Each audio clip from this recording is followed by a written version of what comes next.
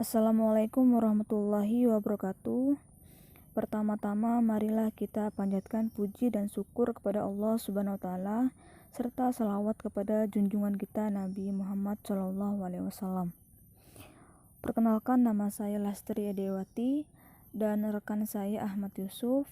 Di sini kami akan mempresentasikan PowerPoint kami yang berjudul Akad Murabahah dan implementasinya bagi lembaga keuangan syariah.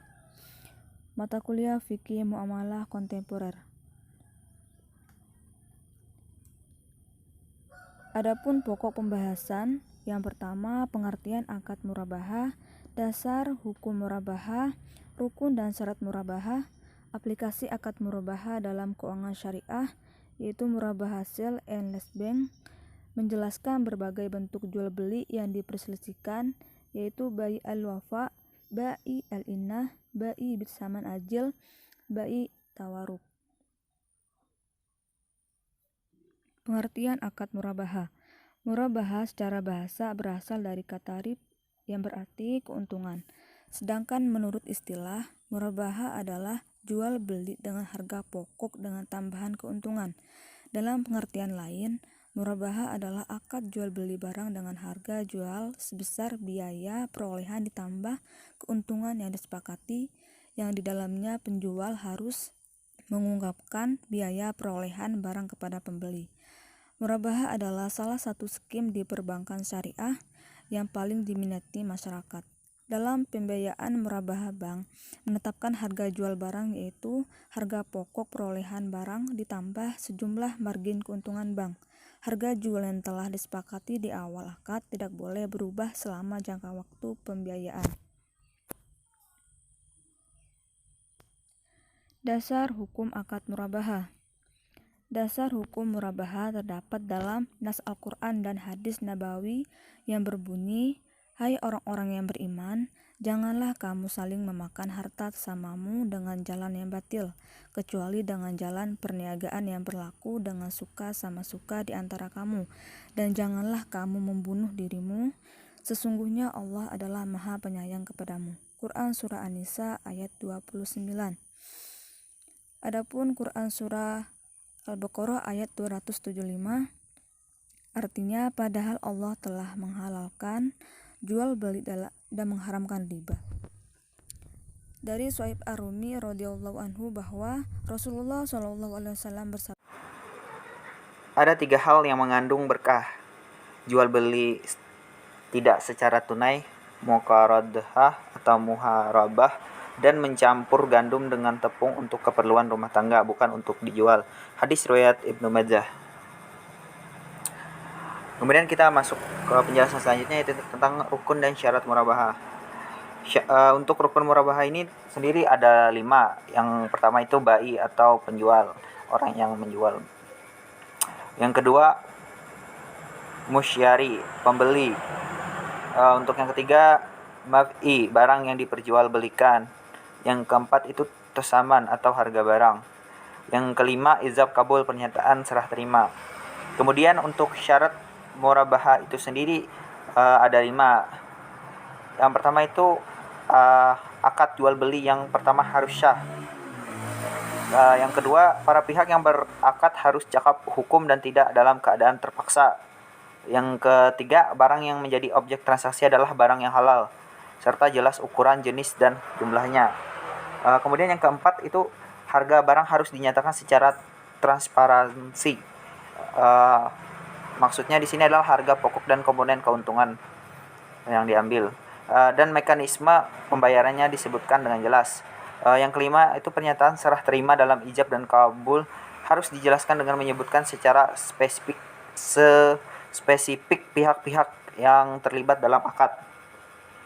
Yang kemudian itu aplikasi akad murabahah dalam lembaga keuangan syariah, sale and lease bank.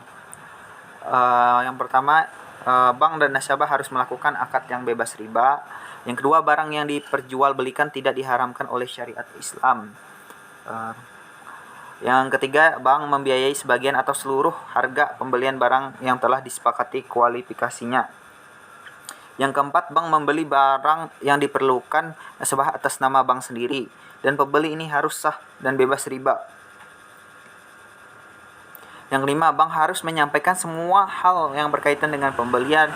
Misalnya jika pembelian dilakukan secara hutang, bank kemudian menjual barang tersebut kepada nasabah atau pemesan dengan harga jual beli senilai harga beli plus keuntungannya. Dalam kaitan ini, bank harus memberitahu secara jujur harga pokok barang kepada nasabah. Berikut biaya yang diperlukan. 1. Nasabah membayar harga barang yang telah disepakati tersebut. 2. Untuk mencegah terjadinya penyalahgunaan atau kerusakan akad tersebut, pihak bank dapat mengadakan perjanjian khusus dengan nasabah. Yang 3. Jika bank hendak mewakilkan kepada nasabah untuk membeli barang dari pihak ketiga, akad jual beli murabahah harus dilakukan setelah barang secara prinsip menjadi milik bank.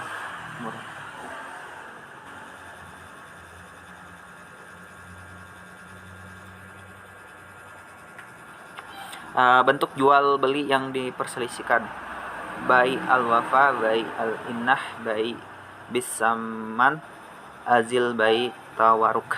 Jual beli al-wafa. Bai al-wafa adalah salah satu bentuk akad atau transaksi yang muncul di Asia Tenggara, Bukhara dan Balkh pada pertengahan abad ke-5 Hijriyah dan merambat ke Timur Tengah secara terminologis. Komplikasi hukum Islam KHI.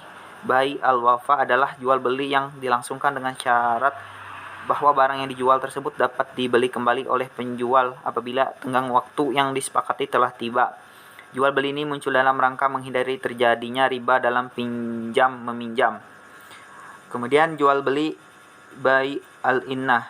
Hukum bai al-innah menurut mayoritas ulama adalah tidak diperbolehkan karena bai al-innah ini merupakan cara jariyah atau alasan pembenar hilah untuk melegitimasi riba. Bai al-innah adalah pembelian suatu barang pada harga yang diketahui harganya secara cicilan, dan kemudian orang tersebut menjual barang itu kepada penjual asal dari mana barang itu dibeli secara tunai dengan harga penjualan yang lebih rendah daripada harga pembeliannya. Jual beli bai al-bisaman. Bai bisaman azil terdiri dari 3 kata. Kata bai berarti jual beli, saman diartikan dengan harga, sedangkan azil diartikan penangguhan.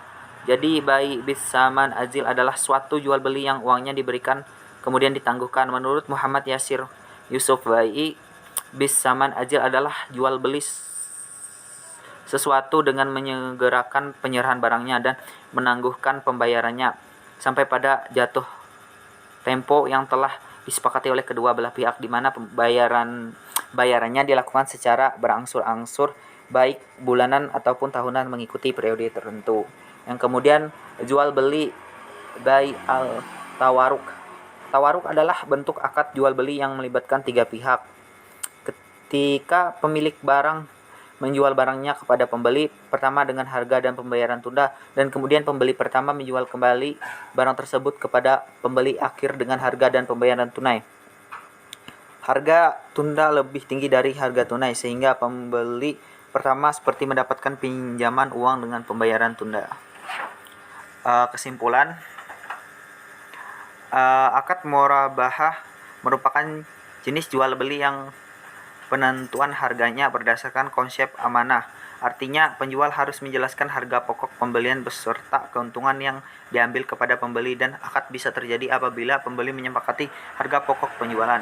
Dalam lembaga keuangan syariah, akad murabahah merupakan salah satu pilihan akad yang digunakan dalam proses pembiayaan. Berbagai regulasi mengatur tentang pembiayaan murabahah. Substansi regulasi tersebut mengacu kepada fikih muamalah maliyah yang ditransformasikan menjadi fatwa DSN MUI. Dari berbagai regulasi tersebut adanya harmonisasi regulasi yang saling berkesinambungan mengisi satu sama lain sesuai dengan fungsinya.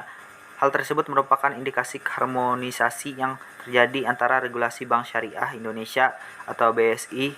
Dengan demikian, berdasarkan analisis serta perjanjian pembiayaan berdasarkan prinsip murabahah BSI sesuai dengan ketentuan POJK, yaitu menggunakan akad murabahah pesanan dengan pembayaran angsuran terhadap barang modal yang dibutuhkan oleh nasabah atau perorangan sesuai dengan kesepakatan. Sekian dari kelompok kami. Mohon maaf apabila terjadi kesalahan dalam penyebutan kata ataupun yang lainnya. Kami mohon maaf. Wassalamualaikum warahmatullahi wabarakatuh.